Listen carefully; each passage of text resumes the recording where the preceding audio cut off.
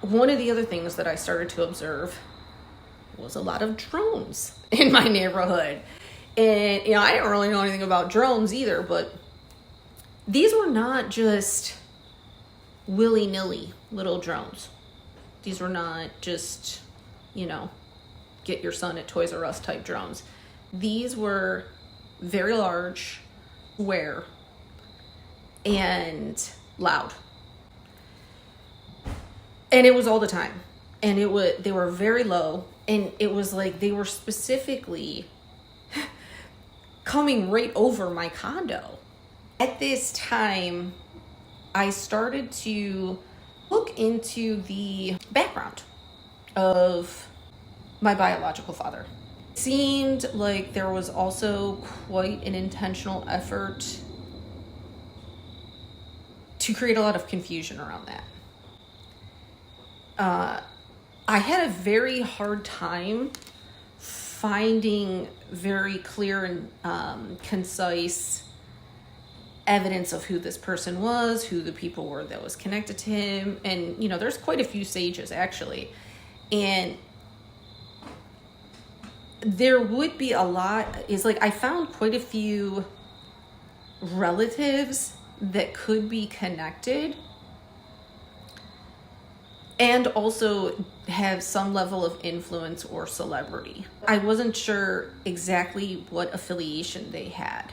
It just was very unclear. And I know that doing any kind of ancestry search or genealogy search or anything like that, sometimes it can be difficult when it's long lost family. It wasn't the case. This is a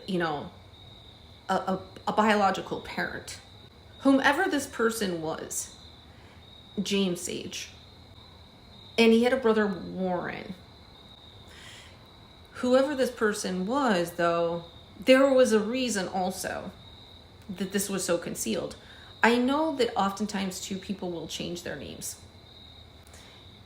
if they're affiliated to something, like a cult or the mafia.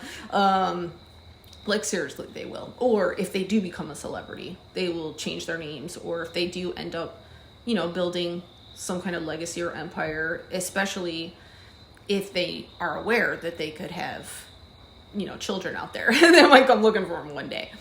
But I continued to follow what evidence I did have. And when I discovered the consistent information that I found was showing that he died in 2019. He died in 2019. The only thing that I ever heard from my mother about this person, when my twin sister got pregnant at 15, she told me that she hired a private investigator to locate him and his family and to know about if there was any kind of hereditary issues or anything like that. But that's all I really knew. And I think at that time she did tell me his name, but I don't know that I remembered. Keep in mind, my dad raised me. I never had this need to know. So at this time, when it was just so obviously put onto my spirit that now was the time to look into this, now was the time to investigate this, it was like, okay, but it was just so interesting that it was put on my spirit at this time to look into this. It really was unavoidable. Whatever free time that I had, I was always being given these sort of intuitive nudges to look into this or to look a little bit further, to look over here. When I would go to the library or when I would be researching or when I would get any kind of clue of any sort. But then also I did start having more specific dreams around this that I was going to end up discovering in my actual reality.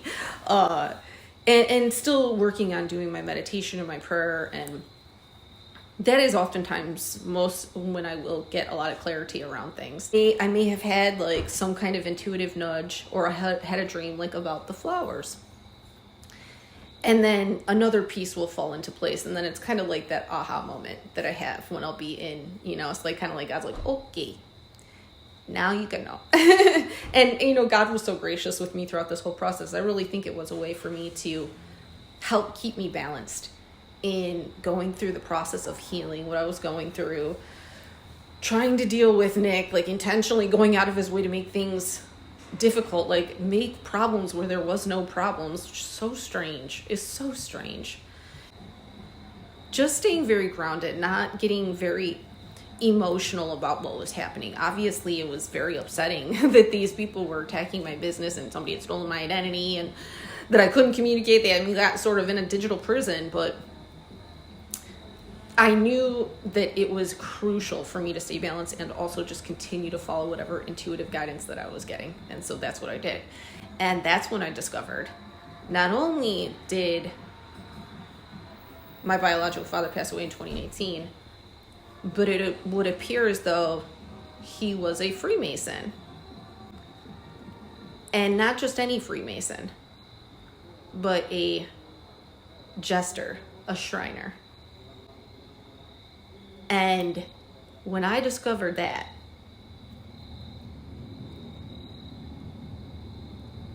opened up, it is like the floodgates opened up. Brother Danny Phillips are also members of the nobility. But to wear that fez and call yourself a Shriner has not always been the easiest thing in the world. The first group called the Ancient Arabic Order of Nobles of the Mystic Shrine, now known as Shrine International, was founded in 1872 with the charter of Mecca Temple in New York City. A sign in it. So this is another lake. Another word. This is the lake of Neuchâtel. So we've seen. I filmed Lake Geneva, Lake Thun. It's full of lakes here.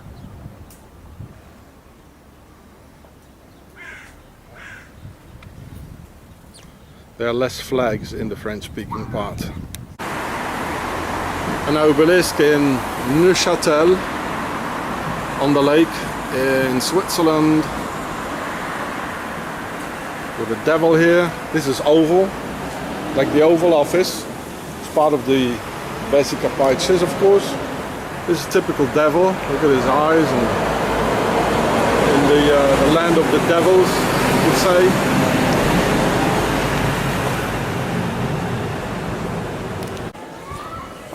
Babylon in Neuchâtel, Switzerland.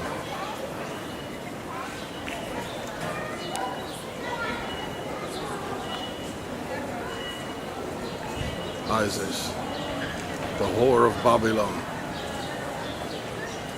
in the center of evil. Lion, it's a symbol of the pharaonic dignity, the royal dignity of the aristocracy. Ah means pregnant, Ri is the sun. They came from the sun. And that's why it's gold, golden.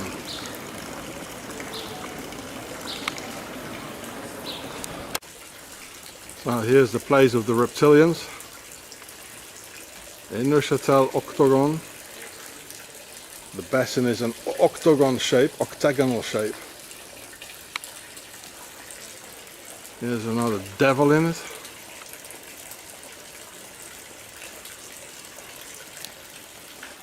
And here's the tribunal. The Judiciary Hotel. Nice. You want to sleep here forever? Have a life sentence in a hotel? Oh wow, what do you say? Fleur de Lis. Well, it's all here. And these guys are here as well. Look at that. Can't be any clearer, I'd say. And there as well. Well, this place is full of it. Reptilians. The square and compass. Templar symbol. It's everywhere.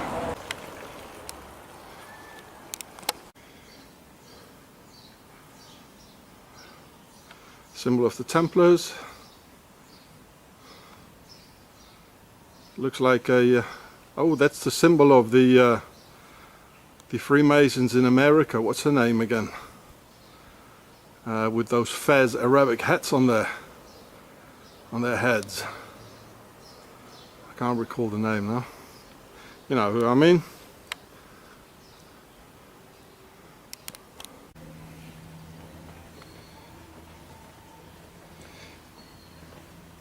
So I still can't recall the name of this sect with the moon goddess and the stars and this pirate sword or a Muslim sword. But it's related with the Templars. Here's the Templar symbol next to it. So it's related, and this is 1,000 years old maybe. So that means it exists 1,000 years. Well, I mean, the Templars did the Crusades, so that's why they have this Muslim symbol next to it and the sword. So it's all related. Well, it's all the same thing anyway, you know, religion and they have power over mankind with it, you know. So this is related. You see, next to each other, like sisters. And this is old. And the origin is, it's a Templar origin. It's Switzerland. So this is in Switzerland, you know, it's here. Laugh, and the glad world laughs with you. Weep, and the sad world will sigh. Mirth is our life's true elixir. It shows you're a regular guy. There is nothing so banish worry, nor puts such a crimp in sin, nor smooths out the wrinkles of trouble like a jolly old jester's grin. It rolls off the years from your shoulders. You'll forget that you've grown to be men. Your youth turns once more to embrace you, for you've grown to be schoolboys again. 7 counts of sexual exploitation of a child and possession of child pornography. The indictment alleges that between June of 2010 and December of 2011, Whitney used a minor to produce child pornography and that he possessed child pornography. Whitney has been in jail since his indictment and arrest in district court. Shriners are Masons, but not all Masons are Shriners. Jokers and jesters and clowns. Again, the Shriners themselves, all Shriners are Masons. All jesters are Shriners. So the ROJ is a brotherhood steeped in tradition, its roots deeply entwined with the ancient art of jesters and the symbolism of the royal court. Yet despite its air of light-hearted amusement, the ROJ evokes a sense of mystery, its true nature a source of endless fascination and speculation. To the uninitiated, the ROJ might appear as a whimsical fraternity, a group of men who gather to share laughter and camaraderie. But beneath the surface of playful antics lies a complex organization with its own intricate hierarchy, rituals, and traditions. Membership is highly sought after, a coveted privilege reserved for those deemed worthy of entering its clandestine realm. The ROJ's secretive nature has made it a subject of intrigue, fueling rumors and speculation about its true purpose and influence. Some whisper of ancient rituals and secret oaths, while others speak of powerful connections and hidden agendas.